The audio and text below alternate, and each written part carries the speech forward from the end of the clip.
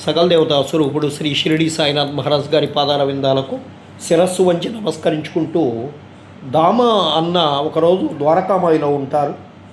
బాబా వద్ద కూర్చొని ఉన్నప్పుడు అతని మనసులో రెండు సంశయాలు కలుగుతాయి. ఆ రెండింటికి బాబా ఎలా జవాబిచ్చారో చూద్దాం.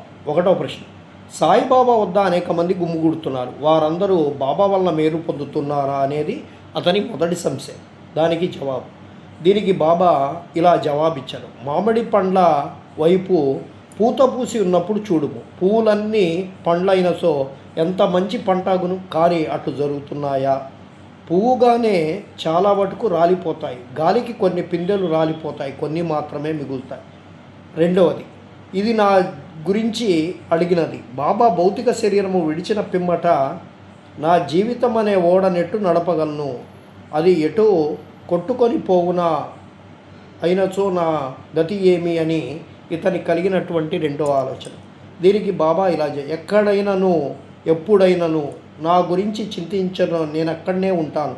1918కి ముందు వారి వాగ్దానం ప్రకారం వారు నెరవేర్చుకున్నారు. అదేవిధంగా 1918 తర్వాత కూడా నెరవేర్చుకుంటూనే ఉంటారు. ఈ రోజుటికి ఇప్పటికీ నాతోనే ఉన్నారు, ఇప్పటికీ నాకు దారి చూపుతున్నారు. ఇది 1910-11 సంవత్సర కాలంలో జరిగినటువంటి సంఘటన.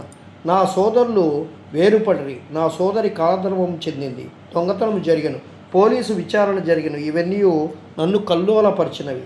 నా సోదరి చనిపోగా నా మనస్సు వికలత అయ్యను. నేను జీవితమును సుఖములన్నీ లక్ష్య పెట్టలేదు. నేను బాబా వద్దకు పోగా వారు ఉపదేశంతో శాంతింపజేసి అప్పా కులకర్ణి ఇంటిలో బొబ్బట్లతో విందు గావించిరి.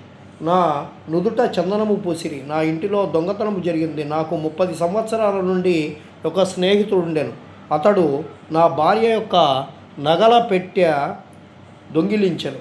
అందులో శుభమగు సత్తు నాసికాభరణం ఉండెను. బాబా ఫోటో ముందు ఏడ్చితిని. ఆ మరుసటి దినమే ఆ మనిషి నగల పెట్టెను తిరిగి తీసుకువచ్చి క్షమాపణ కోరి నాకు తిరిగి ఇచ్చివేశాను. ఈ విశ్వమునందు కనిపించు ప్రతి వస్తువు కేవలం భగవంతుని మాయచే సృష్టించబడినది. ఈ వస్తువులన్నీ నిజముగా నుండి ఉండలేదు. నిజముగా ఉన్నది ఒక్కటే, అదియే భగవంతుడు. చీకటిలో తాడును గాని దండమును గాని చూచి పామనుకొనుట ఎలా సహజమో ప్రపంచంలో కనిపించు వస్తువు బాహ్యమునకు అగుపడినట్లు కనిపించును, కానీ అంతర్గతముగానున్న సత్యము తెలుసుకొనలేము. సద్గురువే మన బుద్ధియును అక్షులను తెరిపించును, వస్తువులను సరిగా చూచునట్లు చేయును. మనకు అగుపడినది నిజస్వరూపము కాదని గ్రహించవలను. కాబట్టి సద్గురుని అసలైనటువంటి దృష్టిని కలుగజేయమని ప్రార్థింతుముగాక. అదే సత్య దృష్టి. హేమాడ్ పంతు మనకు కొత్త రకము పూజా విధానాన్ని బోధిస్తూ ఉన్నాడు. సద్గురుని పాదాలకు కడుగుట కానంద బాష్పములనే వేడి నీళ్లను ఉపయోగించదముగాక. స్వచ్ఛమైనటువంటి ప్రేమను చందనము వారికి